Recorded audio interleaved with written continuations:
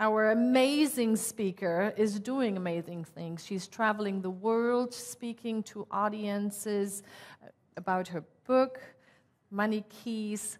She blesses us with her presence. She's always there for us. Please help me welcome Reverend Karen Russo.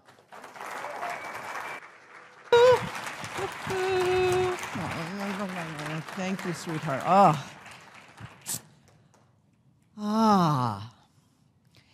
Spiritual practice. That is our topic today.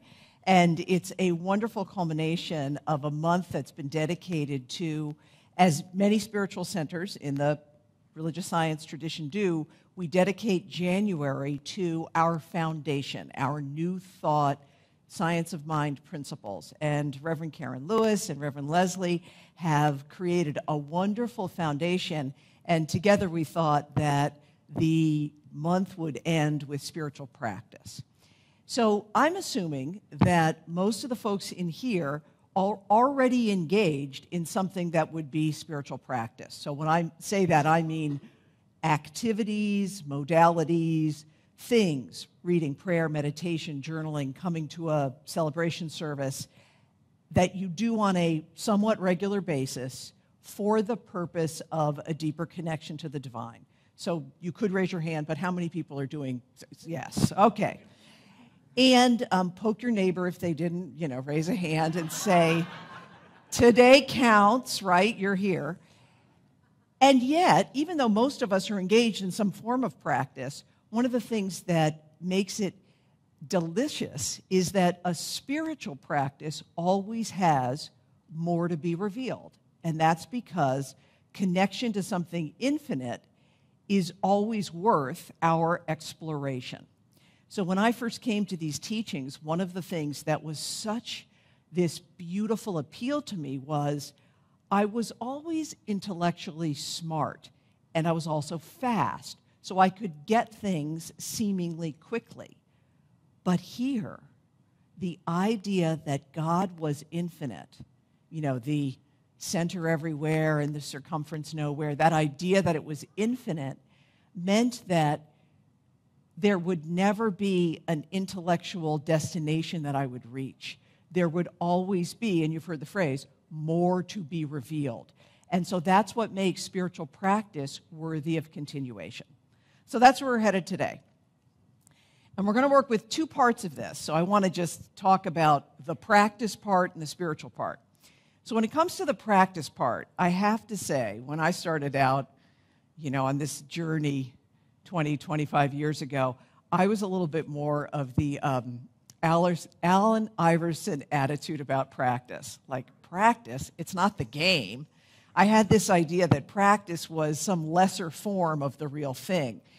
And I think part of that came from, I started in my spiritual journey in the 12-step programs, and I would go to these support groups. And at the time, I would go like 4 or 5 times a week. This was, somewhat at the beginning. And one of the reasons I liked it so much is people would listen to me for like 3 minutes at a time without interrupting. And I could complain, endlessly for those 3 minutes about the fact that I didn't have a boyfriend, things were difficult for me, the dry cleaner was rude because they could tell I didn't have a boyfriend, this problem, that problem, this problem. And finally, one of the sweet women in the group kind of pulled me aside afterwards, and she said, what we do here is we don't so much focus on the things outside of ourselves. We look at how our attitudes create our life. And she said, one of the things you can do is practice all the things that you say you want. The love, the expressing who I am, setting boundaries, getting my needs met. You could practice like at the dry cleaner. And I was horrified. I thought, this is so belittling to someone as fabulous as me that I would have to practice asking for what I want at the dry cleaner. And so this became my idea about practice, cruddy imitation of the real thing for losers. It's the kind of thing you would only do if you couldn't get the real thing. And then, and this is why I'm such an adherent of practice today, what I soon discovered is I would go to the dry cleaner, and I could not find the words to say, there is a horrible crease in these pants, can you change it? I couldn't do it. I couldn't ask for what I wanted. I couldn't express myself. And it was this like realization on such a simple level that what I want, I have to be. And that's why we practice. So this is why when you go to the prayer zone after service and you sit with one of the beautiful, peaceful practitioners and you say to them, it's like, I want harmony in my workplace, they'll pray and they'll say your name, and then they'll say you are harmony. Because we have to be the thing we desire to have. All right, so are you all in on practice? At least a little bit. Okay, all right, practice. Now, to make it spiritual practice, what's beautiful about that is we're surrendering to something greater. We are engaging in a consistent way in the yeah of life, which is that which is beyond our current experience. And we have an Ernest Holmes quote that I think is just beautiful about the nature of practice. So he says, "Today I practice being myself and seek to more fully reveal the miracle of life. I discover a fuller delight in living and the wonder of being that continually wells up within me." And this is really the point of spiritual practice, is we are discovering, we're surrendering. Something is welling up, something that we can't know, that is infinite, eternal, beautiful, and powerful. So that's the nature of spiritual practice. It's both that which we can expect, and thank goodness, that which is beyond our expectation. So we're going to look at three things. What are you practicing, which is what's the content of your practice? What are the spiritual qualities that you're focused on? The how are you practicing, which are the modalities, the process, the things you choose. And then we're going to set you up for some version of what we call success. And I chose that word. It's a little bit of an edgy word. Here's the thing. You can't do spiritual practice wrong, so you're already all super successful. And yet, there are things that we can engage in that put us in a position to have a deeper, more consistent experience. All right, so let us begin with the what are you practicing? There's always, in everything we're up to, content and process. So the what are you practicing is the subject or the topic of where your attention is. And in our teaching, one of the things that's really beautiful is that we're always in a contemplation, a deepening of our core principles. And so we have the science of mind symbol here for the what are you practicing. And Reverend Karen Lewis did a beautiful job of reminding us that our teaching is based on, and you see the symbol has the circle, which represents the unity and the oneness of all life. And then the V down the center is that everything is created, and Reverend Karen reminded us everything's created twice.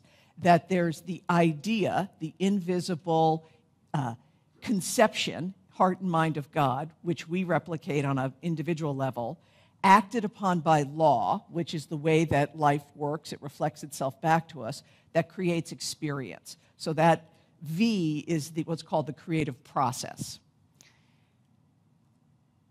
If that's the creative process, we are both, and this is what I think is kind of beautiful about a spiritual practice, is we are both proactively up to something, creating something, and we are also surrendered, reactive, and revealing that which is wanting to be creative. So I always like to say that, our life is sometimes, if we want harmony in the workplace, sometimes we're the ones who's like, I'm going to hold the quality of harmony when I talk to Mary Beth, and that's what I'm going to pray about, that's what I'm going to affirm, I'm going to be holding her in the light, and then, when I have an interaction with Mary Beth, that is created so that all of a sudden I show up as more patient and I listen to her better and we have a good experience. And then sometimes, if I'm holding the quality of harmony about the workplace, what I might just delight in is I hold that in my prayer and vision, and then all of a sudden I get the experience. Mary Beth comes to me, and it's like, who's this in Mary Beth's body? You know, it's like she's different, and I get to realize that this is how the divine is showing up as harmony. So, what's the quality that you want to practice, that you want to more fully embody? And so I think we have the individual who's in spiritual practice. What I've come to notice is that our spiritual practices, and the work I do with people around their money and finances is this way too. It's more seasonal than like a checklist.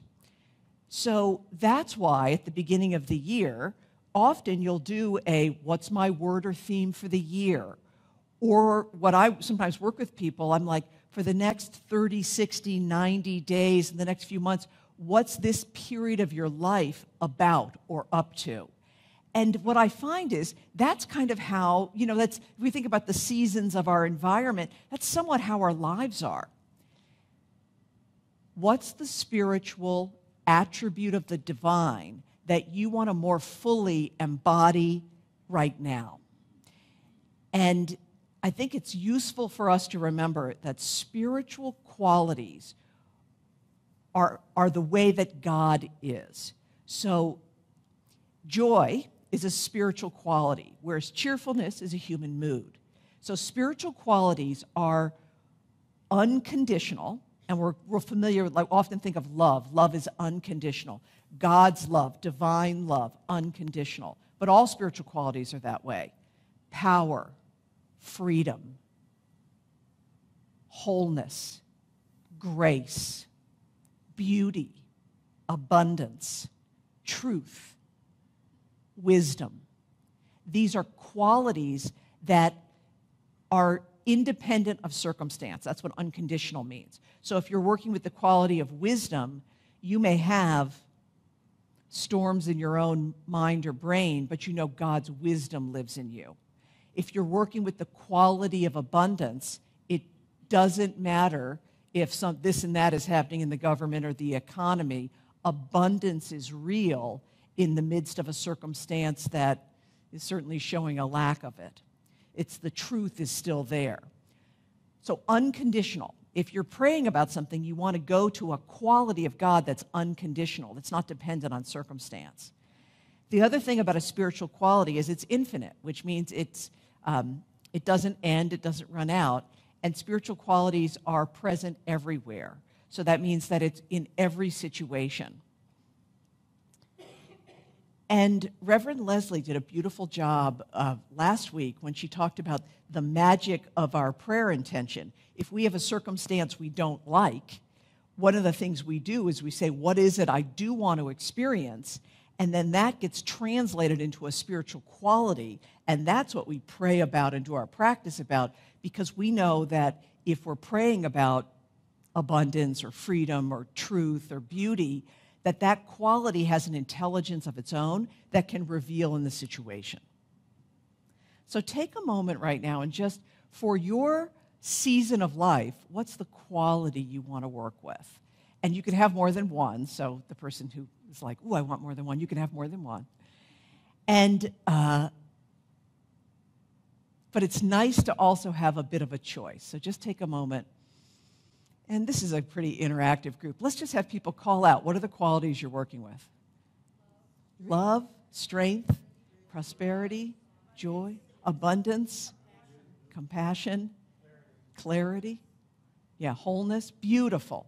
So these qualities, the other thing that I can't help but say is like when you go, one of my teachers, Dr. Michael Beckwith of the Agape Center, used to say, like, if you go deep in any one spiritual quality, you ultimately get them all. It's like if you go deep enough in prosperity, you'll find love. You go deep enough in love, you'll find some freedom. So it's good to choose, and just know you can't miss out on anything. All right. So you've got your spiritual quality. And then the question becomes, how do we practice? So what are the modalities of our spiritual practice?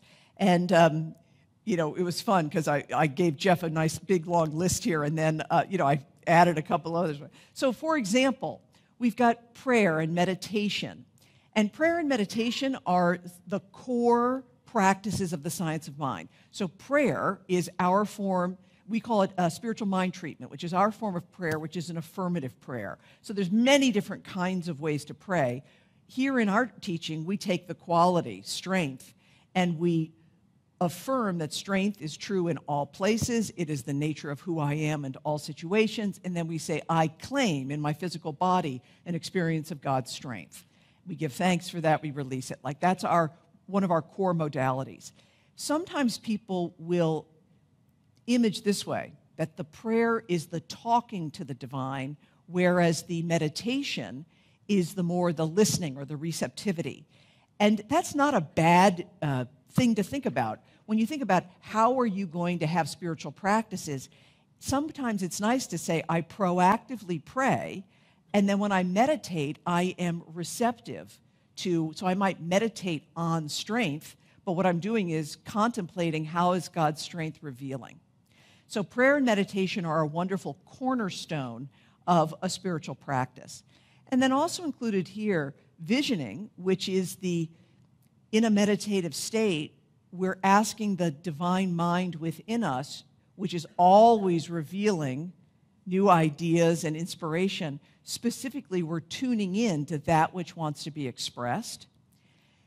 Service is a spiritual practice. So Marianne Wilkinson, all that office angel stuff is a way she's showing up as God through answering the phone and being of service. So when you have an opportunity to work at the United Way or to be a greeter here or to give your gifts, boards, many other people are giving gifts here, this is a way of showing God in action. It's a way of being closer to the divine through service. Celebration. So our Sunday services are a way to feel the presence of God.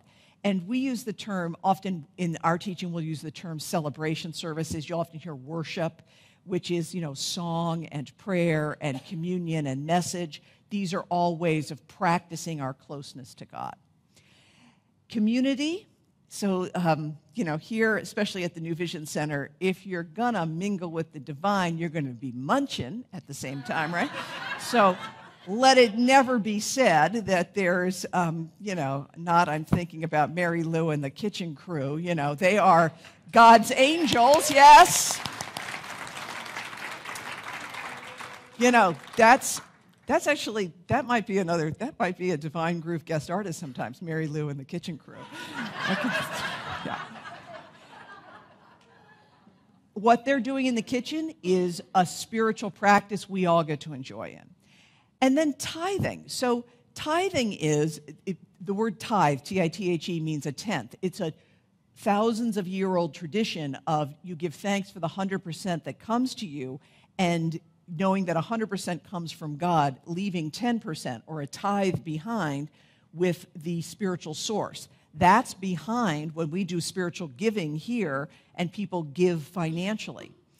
So all of these are spiritual practices. And what I want to say is the and more is there. So there are workshops to attend and chants to do and art to enjoy and fellowship, and there's many different modalities. So one of the things I want to just invite you into is, how am I in spiritual practice? Which of these do I like and enjoy? Which might be something that's calling to me? Where might I want to stretch a little bit? What might be new? What might be interesting to me? And it's nice to have both consistency in your practice and variety. So take just a moment and kind of look at this list, kind of feel for yourself what's up for you. Yeah. And then let's talk about success. So if you know what you're focused on and you have a variety of practices, how do you know which ones you do when and how much and what's your timing? And so this is the place where consistency and discipline do make a difference. it's really, it's important, it's valuable, and for thousands of years, human beings have had daily opportunity early in the morning to turn to the divine.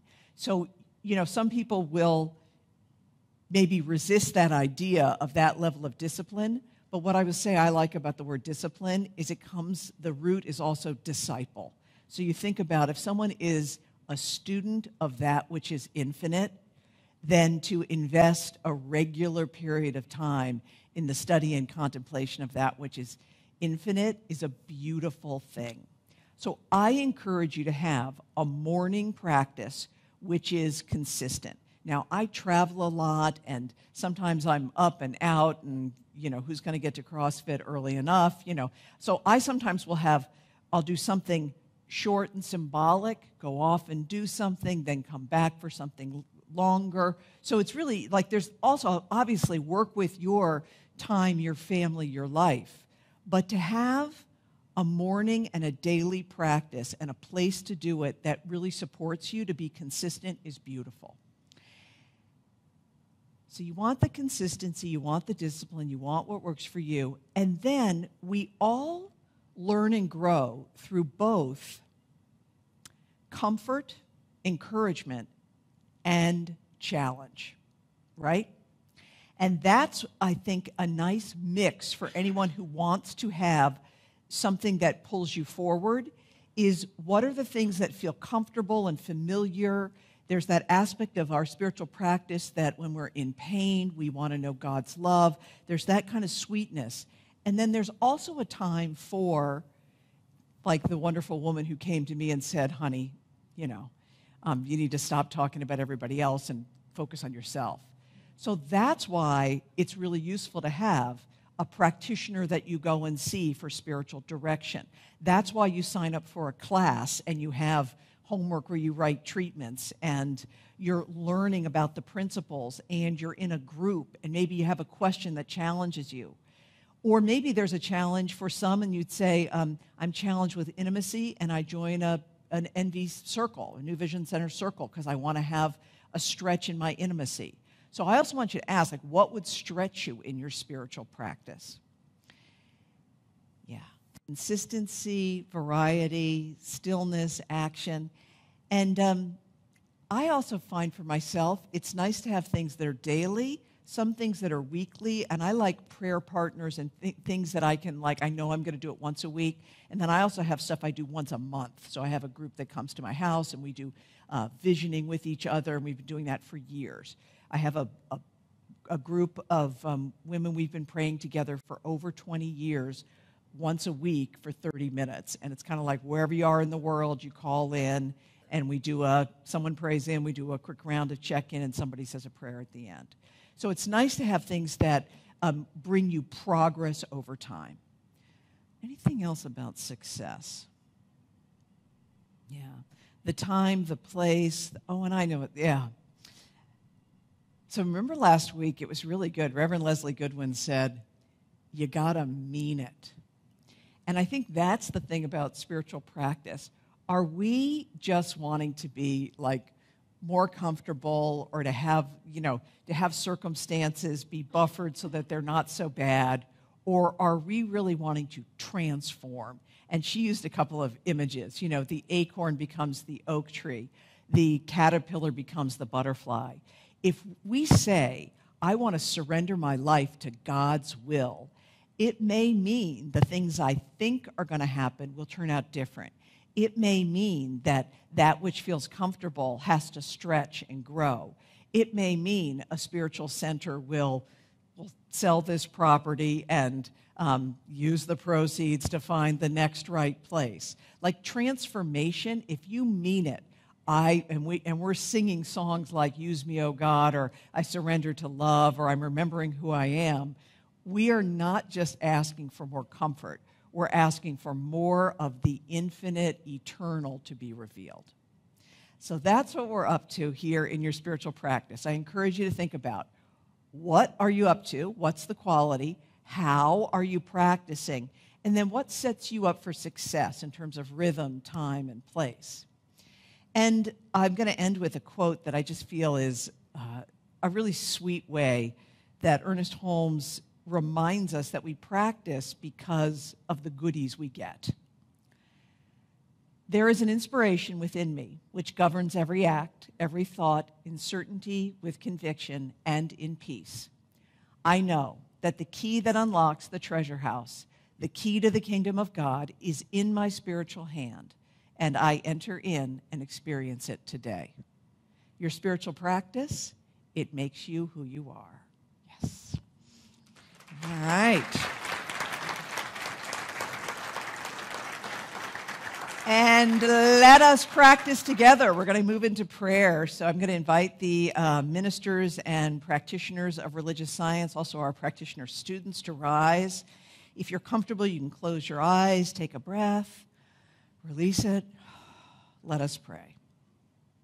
So how beautiful it is to practice together, to be engaged in the one life of God, to recognize that God is, and God is all that is. So this infinite presence includes within itself all the qualities of being, the wholeness, the prosperity, the beauty, the truth, the freedom, the creativity, the joy, the love, the peace, the truth, all qualities of being radiating, expressing, revealing, pushing down through us.